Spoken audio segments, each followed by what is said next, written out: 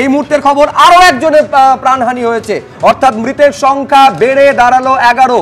নরেন্দ্রপুরে বিদ্যুৎস্পৃষ্ট হয়ে আরো একজন মারা গেছেন। আমাদের দুর্ভাগ্য রাখার জায়গা কোথায় বলতে পারেন? একের পর এক প্রাণহানি আমাদের দেখতে হচ্ছে। পার্থপ্রতিম ঘোষ আরো বিস্তারিত বলতে পারবেন। পার্থ, কিভাবে ঘটলো এই ঘটনা? দেখো, এই ঘটনাটি ঘটে আধ ঘন্টা আগে, ঘড়ির কাঁটায় রাত্রি 8টা বা 8:10 নাগাদ নরেন্দ্রপুর থানা এলাকার ফর্দাবাদ। এবং সেখানে এক ব্যক্তি, তিনি হচ্ছেন পুকুরের পাশে গিয়েছিলেন এবং সেখানে খুব সম্ভবত এখনো পর্যন্ত যে বিষয়টা উঠে এসেছে, তিনি মাছ ধরছিলেন এবং জাল ফেলেন, এবং তখনই কোনো রকম ভাবে কোনো তার সেখানে ছিল এবং তার জেরেই কিন্তু তিনি বিদ্যুৎস্পৃষ্ট হয় এবং তার পরবর্তীকালেই ওনাকে সেখান থেকে উদ্ধার করে হাসপাতালে নিয়ে গেলে চিকিৎসকের মৃত বলে জানায়। এবং গোটা জায়গাটিকে পুলিশ এখন ঘিরে রেখেছে। পুলিশ জানাচ্ছে ইতিমধ্যে বিদ্যুৎ দপ্তরকেও খবর দেওয়া হয়েছে। এবং তুমি জানো যে 10 জন সহনাগরিকের এর আগে মৃত্যুর ঘটনা ঘটেছিল এবং আরও একজনের মৃত্যুর ঘটনা ঘটলে এবার নরেন্দ্রপুরে, অর্থাৎ আজকের এই দুর্যোগের জেরে বিদ্যুৎস্পৃষ্ট হয়ে বা জলে ডুবে মৃত্যুর সংখ্যা দাঁড়ালো এখনো পর্যন্ত 11। 12 ঘন্টা আগে যে জল ছবিটা ছিল, বৃষ্টির মধ্যে যে দুর্ভোগে পড়তে হয়েছিল মানুষকে, এবং 12 ঘন্টা পরে সেই ছবিটার কোনো বদল হয়েছে কি? নিজেরাই দেখে নিন। সকাল 8টার ছবিটা দেখুন আর রাত 8টার ছবিটা দেখুন। এই শহর কলকাতার ছবি। ওই যে একজন সাধারণ মানুষ, এই শহরেরই একজন নাগরিক বলছিলেন যে দীঘা পুরীতে যেতে হবে না, কলকাতাই তো সমুদ্র হয়ে দাঁড়িয়েছে। আর এই মুহূর্তে কলেজ স্ট্রিটের ছবিটা কি জানবো। আমাদের সঙ্গে রয়েছেন আমাদের প্রতিনিধি রুমা পাল। এবং ট্রেন চলাচল পরিষেবা কতটা স্বাভাবিক হয়েছে, কারণ অফিস ফেরত মানুষজন তো বাড়ি ফিরবেন। আমাদের সঙ্গে রয়েছেন আমাদের অপর প্রতিনিধি সন্দীপ সরকার। কিন্তু প্রথমেই রুমা, জানাও।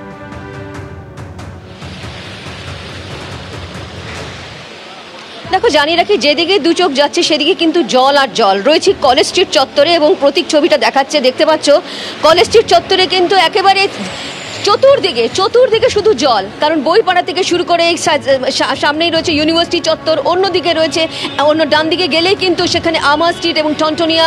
এবং দেখা যাচ্ছে যে গাড়ি যাচ্ছে সেই গাড়িগুলো কিন্তু সংখ্যায় অনেক কম। সে কারণে আমরা অনেকক্ষণ এই মুহূর্তে এখানে রয়েছি।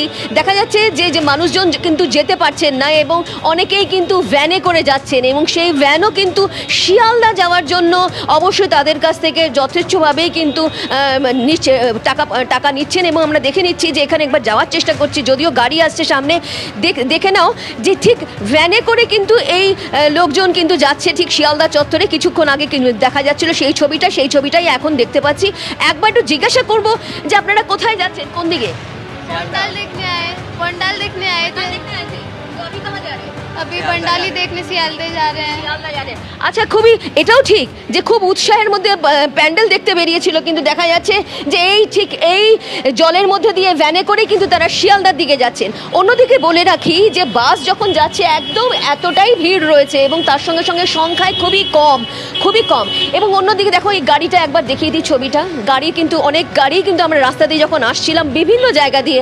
এই মুহূর্তে যদিও কলেজ স্ট্রিট চত্বরে রয়েছি, আমি বলে রাখি যে এক্সাইড, এলগিন, বালিগঞ্জ ফাঁড়ি বিভিন্ন জায়গায় কিন্তু এই ছবিটাই দেখা গেছে, যেখানে কিন্তু গাড়ি খারাপ হয়েছে বা গাড়ি এরকম টানতে মানুষজন নিয়ে গেছেন। অন্যদিকে আরও একটা কথা বলে দিই যে এখানে যেহেতু ব্যবসায়িক এরিয়া, ব্যবসায়িক চত্বর, সেক্ষেত্রে কিন্তু একেবারেই পুরো দোকানপাট পুরো জলের তলায় রয়েছে এই কলেজ স্ট্রিট চত্বর। যদিও বৃষ্টি হলে কলেজ স্ট্রিট চত্বরে জল জমে, কিন্তু আজকের এই জল জমাটা কিন্তু একটা অন্য ধরনের কিন্তু চিত্র তুলে ধরছি। একেবারে আমি বলছি যে ছবিটা রুমা তোমার ক্যামেরার মাধ্যমে দেখতে পাচ্ছি যে গাড়ি ঠেলে নিয়ে যেতে হচ্ছে। এই ছবিটা আজকে দিনভর দেখা গিয়েছে।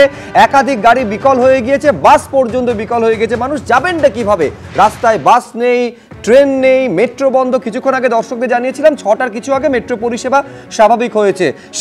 শিয়ালদা দক্ষিণ শাখায় বা ট্রেন চলাচল দীর্ঘ সময় পর্যন্ত বিপর্যস্ত ছিল। আচ্ছা, যাদবপুর ছবিটা এবার আপনাদের সামনে রাখবো। এই হচ্ছে, দেখুন ছবিটা হচ্ছে রাত্রি 8টার ছবি। মানে যখন ট্রেনটা ঢুকবে, কি ট্রেন ঢুকছে বুঝতে পারছেন যে বাদুরঝোলা বাস নয়, বাদুরঝোলা ট্রেনের ছবি দেখতে হচ্ছে আমাদের। এই রকম পরিস্থিতি, মানে কত সংখ্যক মানুষ ট্রেনে যাতায়াত করেন এবং ট্রেন দীর্ঘক্ষণ বন্ধ থাকার ফলে কি পরিস্থিতি তৈরি হয়, এই ছবি থেকে সেটা স্পষ্ট। এটা যাদবপুর স্টেশনের ছবি। আমি বলছি সন্দীপ, আমি তো ট্রেনের আপডেটটা তোমার কাছ থেকে নিতে চাইবো যে দক্ষিণ শাখায় পুরোপুরি স্বাভাবিক হলো কিনা, কিন্তু এই যে মানুষকে কতটা ভোগান্তির মধ্যে পোহাতে হচ্ছে প্রতিটা মুহূর্তে, এই ছবিটা একটা খণ্ডচিত্র মাত্র। সন্দীপ, একেবারে তাই।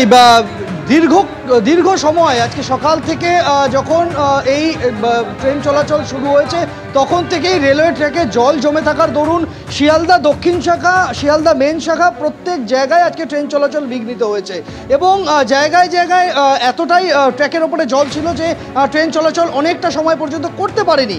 এমনকি আজকে সকালের দিকে, সকাল থেকে শুরু করে সন্ধ্যে 7টা পর্যন্ত বালিগঞ্জ স্টেশন পর্যন্ত থেকে আপ ডাউন পরিষেবা চালাতে হয়েছে। দক্ষিণ শাখার ট্রেন শিয়ালদা ঢুকতে পারেনি, বালিগঞ্জ থেকেই ট্রেন ফেরত গিয়েছে তার পরবর্তী গন্তব্যে। সেই জায়গায় দাঁড়িয়ে যেটা আপডেট, সন্ধ্যে 7টার পর থেকে ট্রেন চলাচল দক্ষিণ শাখায় স্বাভাবিক হয়ে গেল। এখন সমস্ত ট্রেন, সেটা আপ ট্রেন সেটা শিয়ালদা স্টেশনে পৌঁছাচ্ছে এবং ডাউন ট্রেন যেটা সন্ধ্যে 7টার আগে পর্যন্ত বা সন্ধ্যে 7টা পর্যন্ত বালিগঞ্জ থেকে ছাড়ছিল তার বিভিন্ন গন্তব্যের দিকে, এখন সেই ট্রেন কিন্তু একেবারে শিয়ালদা থেকে ছাড়ছে। এটা সন্ধ্যে 7টার কিছু পরে এই পরিষেবাটা স্বাভাবিক হয়েছে, কিন্তু তার আগে পর্যন্ত এই পার্ক সার্কাস এবং বালিগঞ্জ পার্ক সার্কাস এবং শিয়ালদার মাঝখানে রেলের ট্র্যাকের ওপরে কিন্তু যে পরিমাণ জল জমেছিল তাতে ট্রেন চলাচল দক্ষিণ শাখাতে শিয়ালদা পর্যন্ত করা যায়নি। তুমি দেখতে পাবে যখন তোমার সাথে আমি কথা বলছি তখন আমার ঠিক পিছনেই শিয়ালদাগামী একটি ট্রেন, সেই ট্রেন ঢুকছে এবং এই ট্রেন চলাচল কিছুক্ষণ আগেই শিয়ালদা অভিমুখে শুরু হয়ে গিয়েছে। তার আগে পর্যন্ত বালিগঞ্জ পর্যন্ত ট্রেন চলছিল। এই মুহূর্তে বলা যেতে পারে যে ট্র্যাকের যা অবস্থা রয়েছে সেই ট্র্যাকের অবস্থা স্বাভাবিক হয়েছে, যে কারণে এই মুহূর্তে দক্ষিণ শাখার ট্রেন চলাচল স্বাভাবিক পুরোপুরি হলো সেটা আমরা বলে দিতে পারি। দর্শকদের যারা রাস্তায় বেরোবেন তারা সেটা সেই ট্রেন সার্ভিস অ্যাভেল করতেই পারবেন, কেননা শিয়ালদাগামী ট্রেন এসে দাঁড়ালো যাদবপুর স্টেশনে। তুমি দেখতে পাবে একেবারে এই মুহূর্তে স্বাভাবিক হলো, কিন্তু যে দীর্ঘক্ষণ বন্ধ ছিল যার ফলে কতটা ভিড় কিছুক্ষণ আগে রাত 8টার সময় ছবি আপনাদের সামনে তুলে ধরলাম যে সারি সারি দিয়ে মানুষ দাঁড়িয়ে রয়েছেন ট্রেনে ওঠার জন্য, ভিড় একেবারে উপচে পড়ছে।